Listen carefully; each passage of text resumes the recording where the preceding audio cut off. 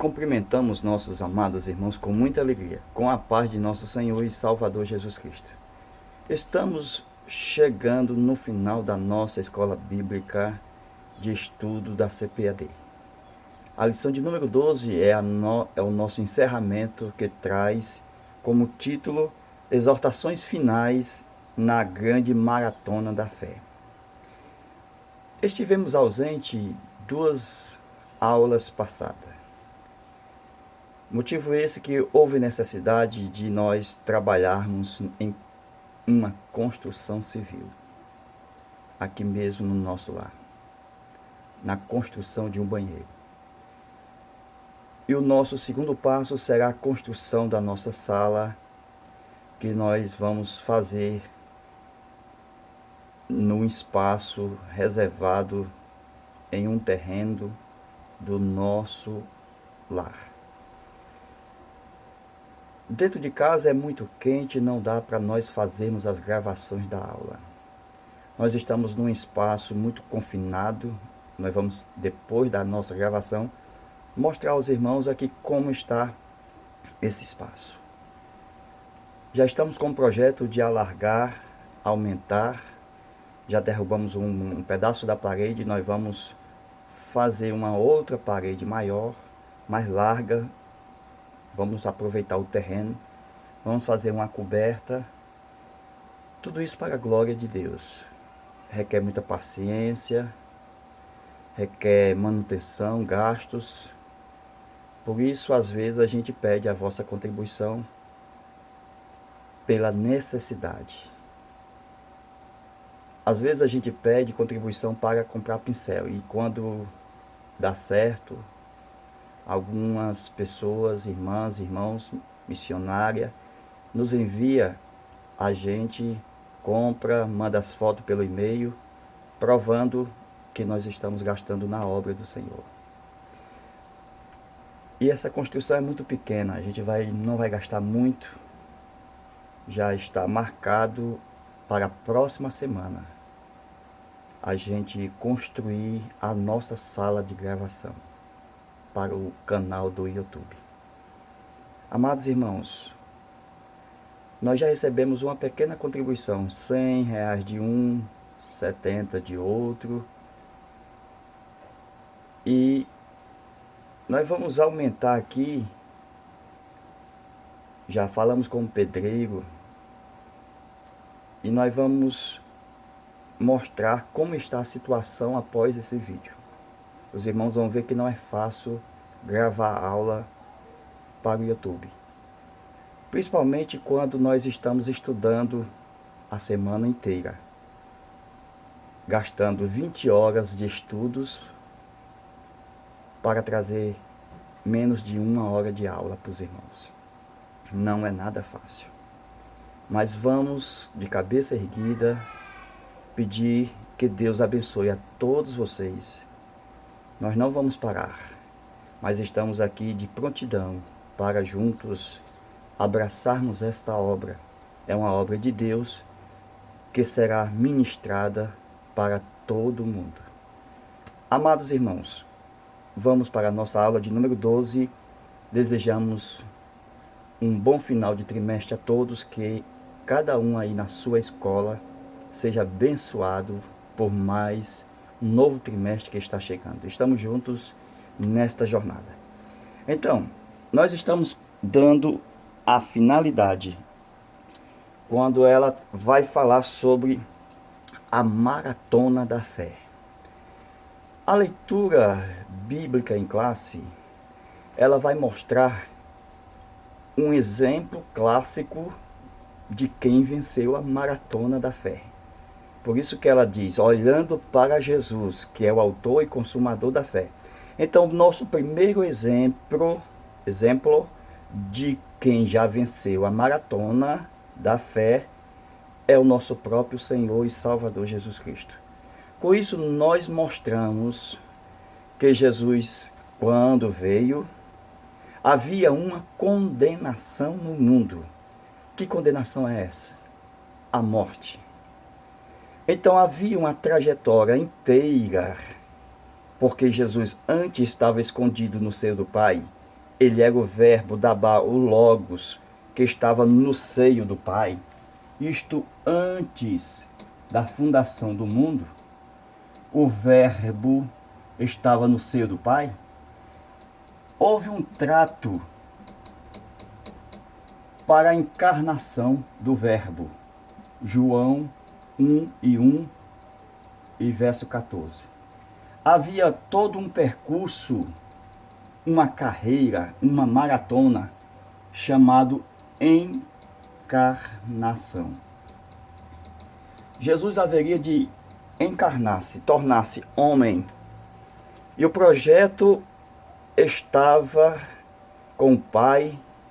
O Filho recebe o corpo, dizendo: eis-me aqui, envia-me a mim. Isaías, capítulo 6, versículo 8. Então nós vemos que Jesus, ele se entrega ao Pai, dizendo: eis-me aqui, envia-me a mim, eu quero o corpo, prepara-me um corpo, eu vou nesta maratona, eu vou ser fiel até o fim. Então, no trato, o Filho desejou vir para a terra. O Espírito Santo, ele se prontificou para gerar o corpo, para a vinda da pessoa do Filho de Deus. Com isso nós vemos que Paulo vai falar que Jesus, ele trilhou exatamente o quê? Uma carreira. E o Pai disse: eu lhe faço uma proposta. O Pai colocou no fim da carreira um gozo. Ou seja, uma tamanha alegria, uma alegria imensa. Ou seja, no contrato que o Pai havia estabelecido antes da encarnação, na eternidade, antes da fundação do mundo, o Pai havia dito que o Filho receberia um gozo. E nesse contrato, o Filho haveria de, primeiro, desprezar as afrontas. Segundo, o Filho tinha que carregar a cruz, morrer, porque haveria na terra um juízo final, fatal, que veio sobre toda a humanidade, que é a morte. Com isso, Jesus já sabia que ia morrer na terra. Por isso que ele entregou a sua própria vida.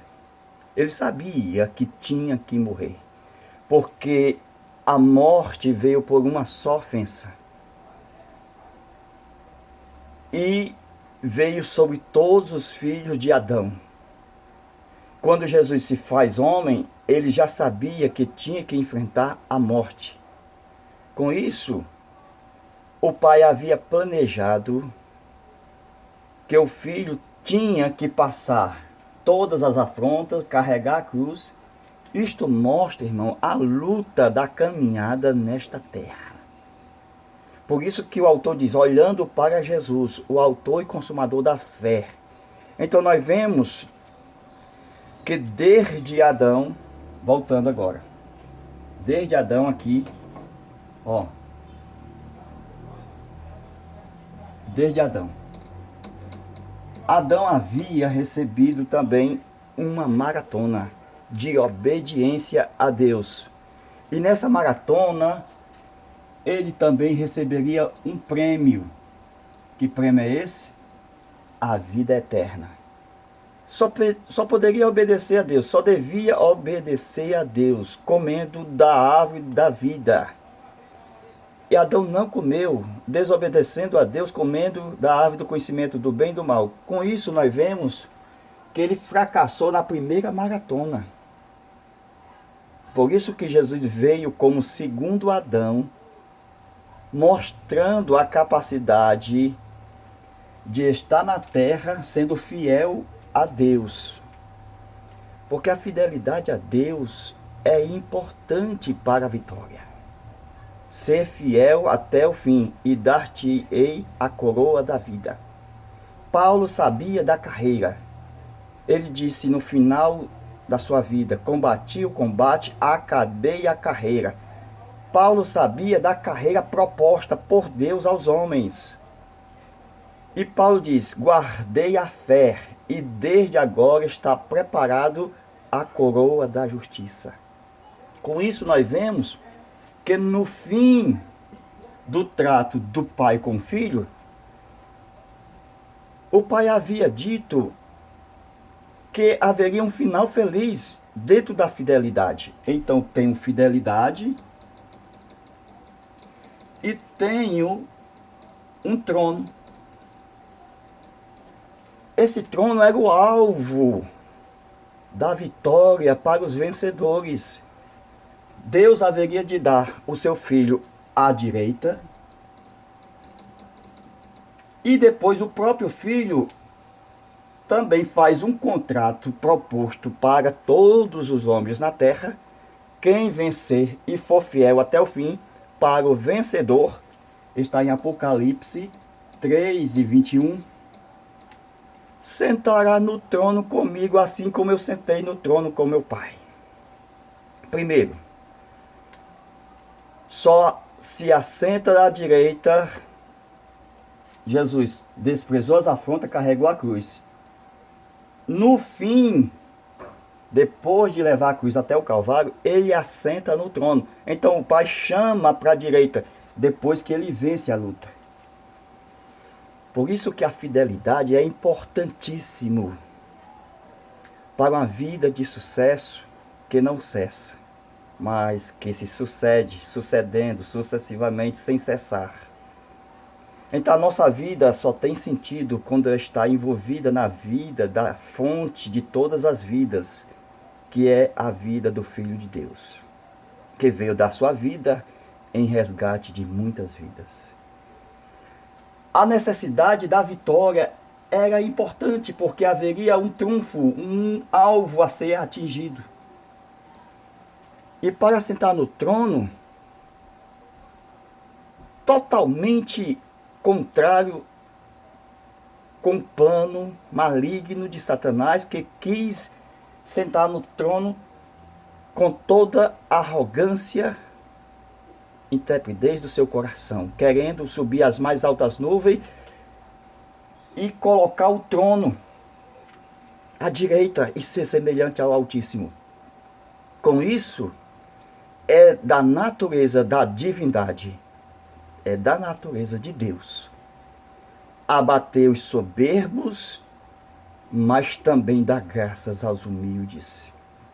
Então haveria toda uma trajetória de humildade na encarnação do Verbo, que o Filho, que sempre era Deus na eternidade, sempre foi Deus, sempre deu ordem, agora na encarnação ele haveria, nessa trajetória, nessa caminhada, nessa carreira, nessa maratona, aprender a obediência.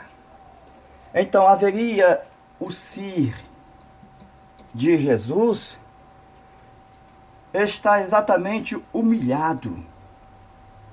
Ele não poderia usar o eu, porque ele havia de se fazer homem, e quem seria Deus nele, embora ele sendo Deus, não usurpou ser igual a Deus. Então seria o Espírito Santo. O Espírito Santo haveria de fazer todas as obras de Deus no Filho. E com isso eu posso ver que o próprio Jesus disse que o Filho não faz nada por si mesmo, se não vir primeiro o Pai autorizar. Então era uma caminhada de trajetória de obediência. E a obediência, meus irmãos, é uma bênção, porque atrai a bênção de Deus. Havia no tempo de Jesus uma mulher que tinha 2 filhos, chamados filhos do trovão, os filhos de Zebedeu. Esta mulher chegou para Jesus, ela sabia da história, da trajetória, do caminho, do percurso, da maratona e quis que quando Jesus sentasse exatamente no seu reino, colocasse um dos seus filhos à direita e outro à esquerda. Jesus viu que aquele pedido de sentar no trono dependia muito da humildade, dependia muito de sofrer por amor.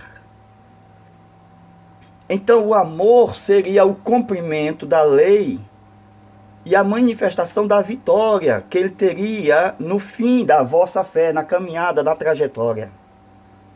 Porque Deus amou o mundo de tal maneira, João 3,16, Jesus cumpriu a lei e toda a lei, indo até o miolo da lei, tirando a misericórdia, o amor e a fé, mostrando que só se vence com o amor. Os fariseus, doutores da lei, um deles até perguntou para Jesus: o que eu faço para herdar a salvação? O que eu faço para ser salvo? Jesus vai lá na lei, em Levítico, capítulo 18, versículo 5, e mostra que precisa fazer o que é mais importante na lei. É preciso obedecer a Deus, amar a Deus de todo o coração, amar o próximo como a si mesmo. Jesus resumiu a lei, indo até o miolo, o centro da lei, o espírito da lei.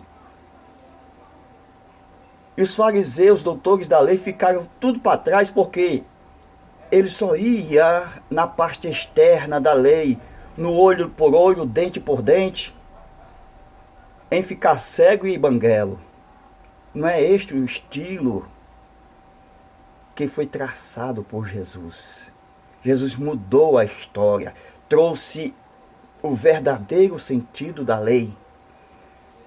Jesus veio mostrar a capa e a túnica, veio mostrar a face esquerda e a direita. Ele veio entregar a outra face. Jesus veio entregar a túnica também. Jesus veio ensinar a andar a segunda milha. Ele veio ensinar a exceder aos escribas e fariseus que estavam andando na lei. Jesus veio mostrar o que era mais importante na lei: o amor, a misericórdia, a fé. Com isso, nós aprendemos que na trajetória da maratona da fé, Jesus é o maior exemplo. Porque foi ele que, quando se encarna na trajetória da maratona, foi o único que venceu. Porque havia uma condenação, exatamente no mundo, havia uma condenação no mundo que Jesus tinha que abolir. Vejamos. Deus cria Adão, certo? Deus criou Adão. Adão fracassa. Depois de Adão, nós temos o homem vivendo sem lei e com a lei. No final é que Jesus se encarna, no tempo ainda da lei, trazendo a graça. Aí nós vemos o seguinte, presta atenção aqui.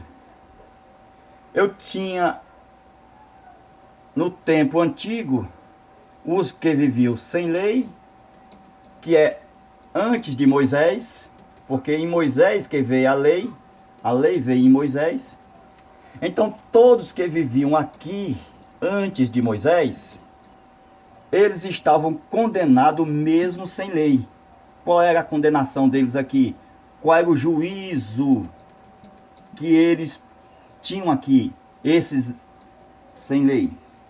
Era o mesmo juízo que Deus deu a Adão, a morte. Por quê? Porque a morte estava no fim da história. A morte era um juízo fatal e final de Deus, que não havia projeto para homem morrer na terra.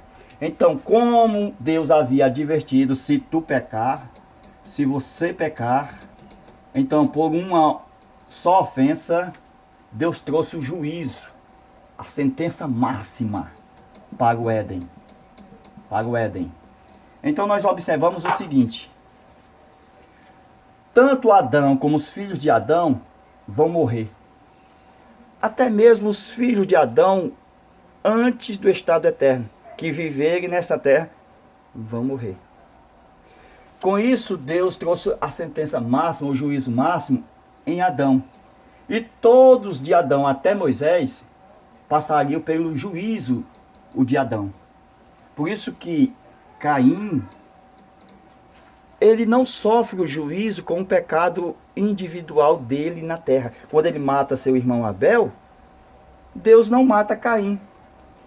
O que acontece é que Caim já está castigado em Adão. A morte que veio para Adão vai vir para todos os descendentes da humanidade, porque foi um juízo universal na humanidade. Com isso, Caim, o Lameque, que é o descendente de Caim, ele sabia disso. Ele sabia que na trajetória da sua vida na terra, tanto fazia ser justo como matasse, ele sabia que ia morrer sempre. Então, por isso que ele matou um por ferir. Então, ele matou dois. Foi bígamo. E mostra que os que viviam sem lei também foram julgados, segundo a condenação que havia em Adão. Aí nós vemos que os que com a lei pecaram, também com a lei serão julgados. Como assim? Porque a lei trouxe muitas ofensas. Quando a Bíblia diz que o dom gratuito de Deus veio por muitas ofensas, essas muitas ofensas foi da lei para frente. Porque foi contadas as ofensas. Quando a lei chegou na história, a lei veio para condenar o homem individualmente. Quem adulterar, morre. Quem matar, morre. Então a lei, segundo Paulo, lá na frente ele vai falar da lei. Nesse sentido, a lei é justa, boa e perfeita, porque ela veio frear o mal, veio cortar o mal. Então, Deus é tão bondoso, tão maravilhoso, que na própria lei Deus havia dito: olha, se cumprir vocês vivem, mas se não cumprir, se ferir a lei, vocês vão morrer. Então os homens viviam nessa expectativa de cumprimento da lei. Como ninguém cumpriu a lei, somente Cristo cumpriu a lei. E havia uma cláusula no meio da lei: para quem cumprisse, receberia exatamente a vida, a ressurreição dos mortos. Levítico 18, verso 5. Romanos capítulo 10, versículos 6, 5 e 6. Porque a justiça que provém da lei, disse Moisés, que quem fizer estas coisas por ela viverá. Então, nenhum homem tinha capacidade de cumprir a lei. Então essa maratona da lei, essa caminhada da lei, só foi cumprida por um homem chamado Jesus, que nunca pecou, era inocente. Então, com essa história, Jesus vence o pecado porque ele cumpre a lei. Como ele cumpre a lei, ele tem direito legitimamente de viver segundo os propósitos de Deus dentro da lei. Que a justiça que provém da lei foi satisfeita naquele que cumpriu a lei, que é Cristo. Como Cristo cumpriu a lei, ele poderia agora, como vencedor, atrair todos os que estavam para trás dele e os que estavam para a frente dele. Então, quando Jesus morre na cruz do Calvário, com a morte dele, ele salva os que estavam para trás.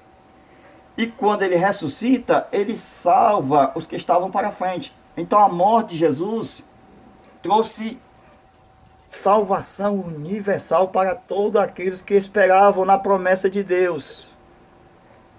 É a maratona da fé, desde Abel.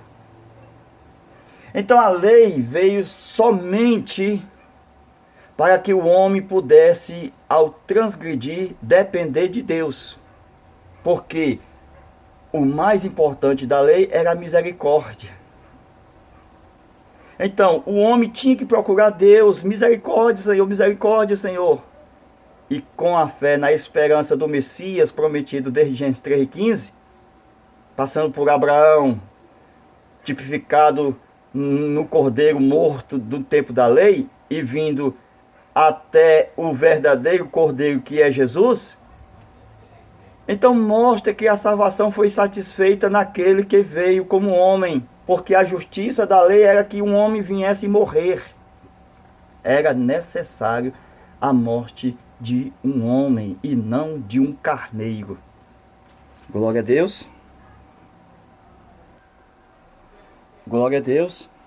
Então, meus amados irmãos, nós estamos já encerrando a nossa aula e mostrando exatamente que há uma corrida proposta.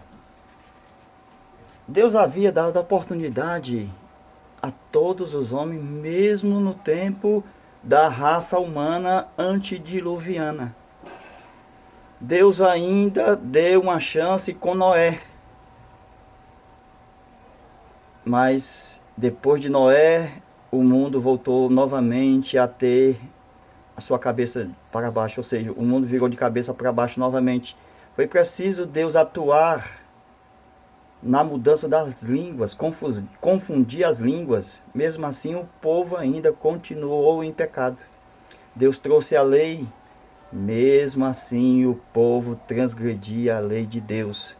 A única solução foi o próprio Deus enviar o seu Filho unigênito, João 3,16, que estava escondido no seio do Pai, que estava no esquecimento de muitos, porque era desconhecido até mesmo dos anjos. Depois da encarnação, o escritor aos Hebreus diz que Jesus agora foi visto dos anjos. Veja, meus irmãos, que o Filho desejou sair do seio do Pai, estava escondido e veio revelar a divindade por meio do corpo. Então o corpo foi importante, primeiro, para a manifestação visível da divindade, porque nele habita corporalmente toda a plenitude da divindade. O Pai disse que é do meu agrado que nele eu habite. E a Bíblia diz que ele é a imagem do Deus invisível, ou seja, o corpo de Jesus é a imagem do invisível Deus. Então o corpo foi necessário, primeiro, para revelar a divindade, segundo, para que o corpo pudesse ter sangue. E pelo sangue viesse a nossa redenção. Sem derramamento de sangue não há salvação. E o corpo foi importante porque Deus assim poderia, no meio dos homens, ser sacerdote. Porque o escritor aos Hebreus diz que era necessário que eles se compadecessem, tivessem as mesmas dores, pudessem sentir o que nós sentíamos e assim se compadecer de nós. Então, nós não temos no meio de nós anjos. Nem Deus estava no meio de nós como sacerdote. O próprio Jesus, encarnado, sendo Deus, tornou-se o nosso sumo sacerdote na encarnação. Assim, poderia nos elevar a Deus, tirando a ponte de separação, o abismo, as trevas, tirando exatamente o vazio e vindo nos encher, vindo nos trazer reconciliação, porque estávamos fracos. Vimos ser agora amigos, porque eram inimigos de Deus. Foi isso que Jesus fez. Ele veio nos encher. Ele veio tirar as trevas. Jesus veio exatamente pelo seu Espírito Santo. Nos conduzir a Deus, tirando a separação, tirando o abismo. E tirando as nossas trevas. Então, nós observamos o seguinte, que houve duas condenações em Adão, a primeira, e na lei, a segunda.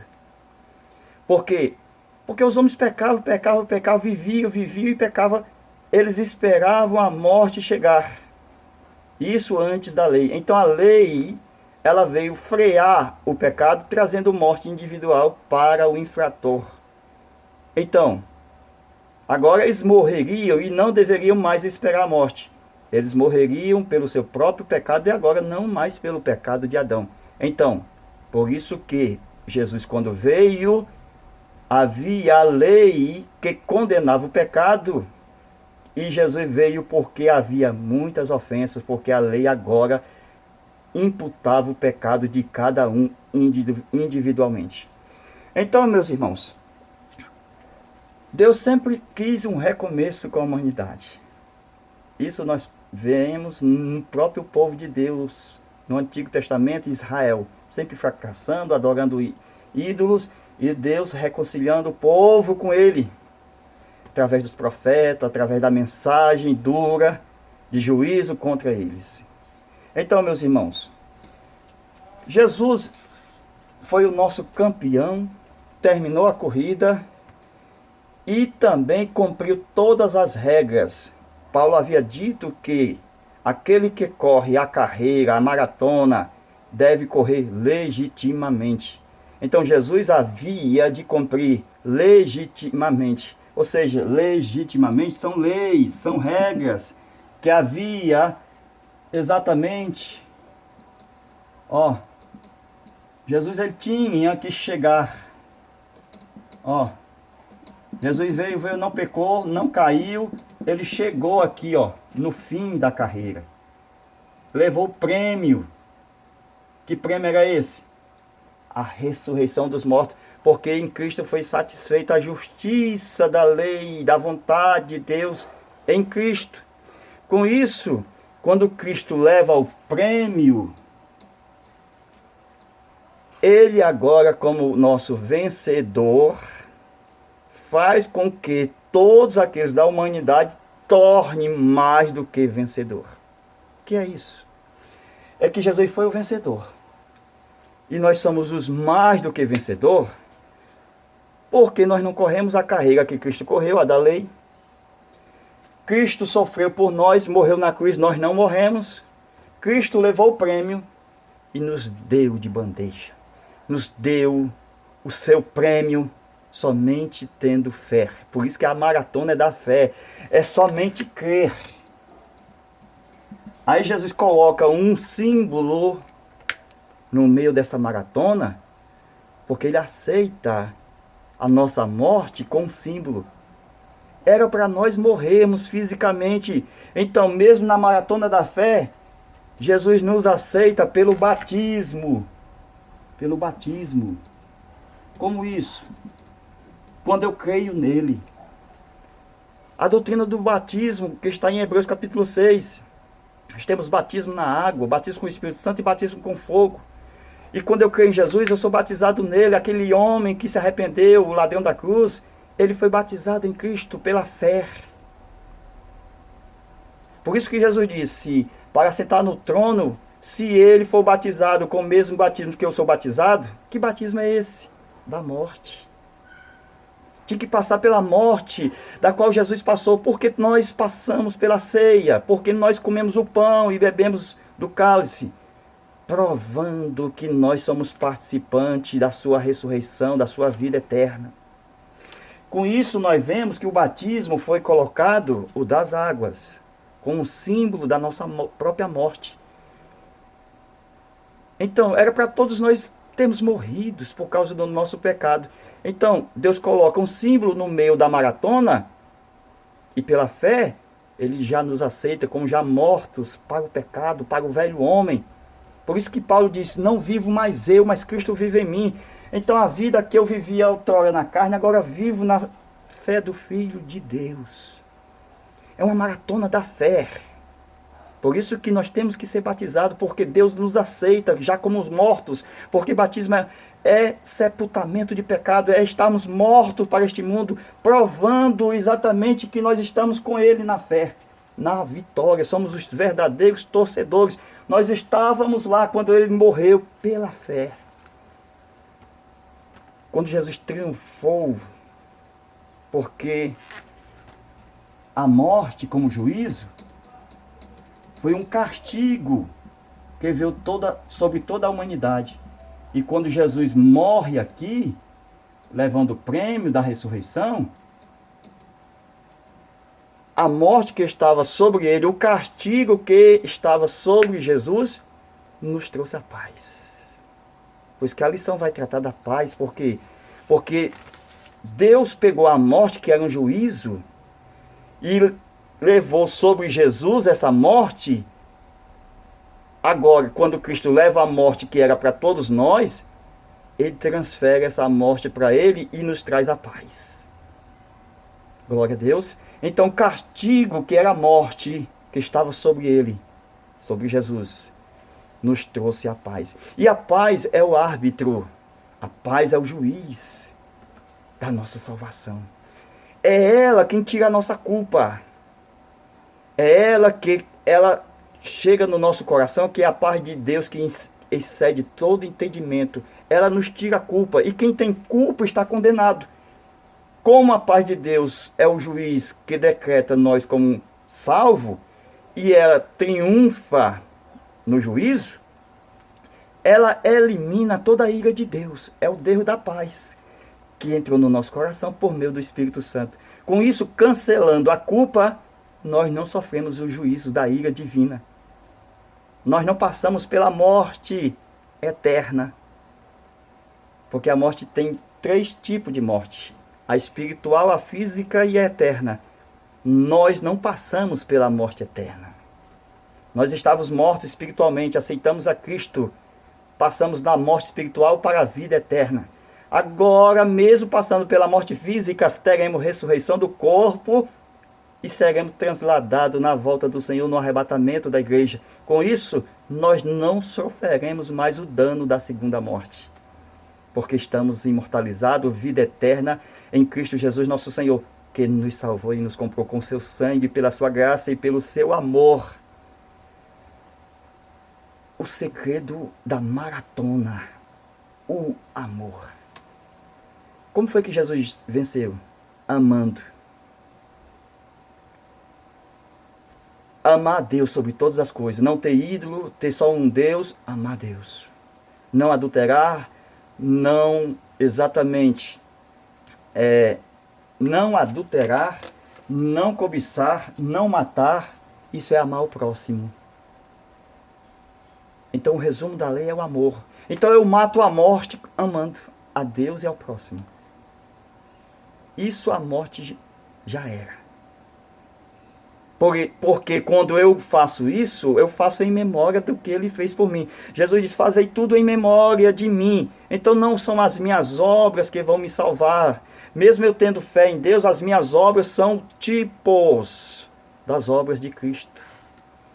Então as minhas obras são apenas lembrança daquilo que ele já fez por mim. Então nessa maratona da fé, de fé em fé, a fé somente, as obras não contam para a salvação. As obras são apenas memória. Fazei tudo em memória de mim, disse o Senhor. Então é Ele quem nos salva pela fé. Louvado seja Deus. Então, meus amados irmãos, a lição também vai falar sobre a doutrina. A doutrina que é necessário discernimento de espírito, o dom do discernimento. Porque a doutrina, ela... a doutrina. Eu tenho 3 fontes de doutrina: do homem, de Deus e de Satanás. Tá vendo aí? Então, como é que eu sei que a doutrina é de Deus? Pelo discernimento. Tem muitas pessoas que têm visões na igreja, vê tudo, vê cobra nos pés dos irmãos, vê porco de trás do pastor, vê girafa no canto de um lado, vê uma serpente do outro lado. Espírito de zoológico dentro da igreja.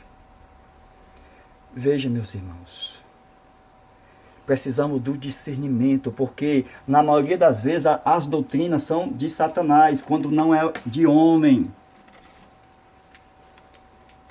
Esse negócio de Deus sempre falar com o homem, quando o profeta diz: Deus falou comigo, Deus falou comigo, Deus falou comigo. No culto, em um único culto, Deus falou 20 vezes com o profeta. 20 vezes Deus falou em um único culto. Irmãos, Deus falou com Abraão durante 100 anos de história da vida de Abraão, quando Deus se apresentou em Gênesis 17, verso 1. 5 vezes o Senhor se apresentou a Abraão, 5 vezes durante 100 anos. Então a média de revelação de Deus a Abraão a cada 20 anos. E agora você vem dizendo que Deus fala direto com você? Os altares na adoração, o outro ponto da nossa lição. Esses altares, irmãos, na adoração também temos que ter o cuidado. Ó, os altares,